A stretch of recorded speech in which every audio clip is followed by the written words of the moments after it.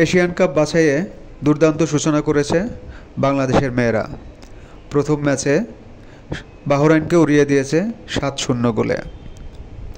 এবার দ্বিতীয় ম্যাচে বাঘিনীদের প্রতিপক্ষ স্বাগতিক মিয়ানমার।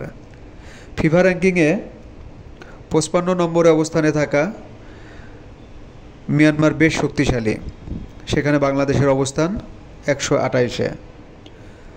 তবে সাম্প্রতিক সময়ে বাংলাদেশ বেশ উন্নতি করেছে, বিশেষ করে টানা দুবার সাফ শিরোপা জিতে মিয়ানমারে পা রেখেছে বাংলাদেশ। প্রথম ম্যাচে বাহরাইনকে উড়িয়ে সম্ভাবনা আরও জোরালো করেছে পিটার বাটলারের দল।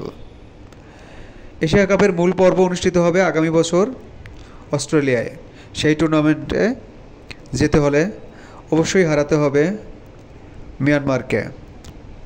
শক্তিশালী মিয়ানমারের বিপক্ষে মাঠে নামার আগে আত্মবিশ্বাসী বাটলারের শিষ্যরা টানা অনুশীলন করছেন মিয়ানমারের ইয়াঙ্গুন স্টেডিয়ামে।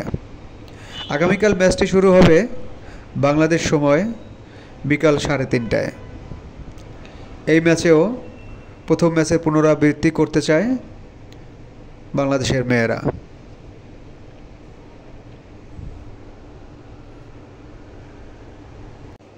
আগের দেখায় যাদের বিপক্ষে ৫-০ গোলে হেরেছিল বাংলাদেশ, এবার কি তাদের বিপক্ষে পারবে জয় ছিনিয়ে আনতে?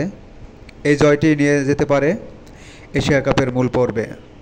বাংলাদেশও চায় টানা ২টি জয় নিয়ে পরের ম্যাচে তুর্কমেনিস্তানের বিপক্ষে মাঠে নামতে। এই ম্যাচে জয় পেলে তুর্কমেনিস্তানের জন্য কঠিন কিছু হবে না।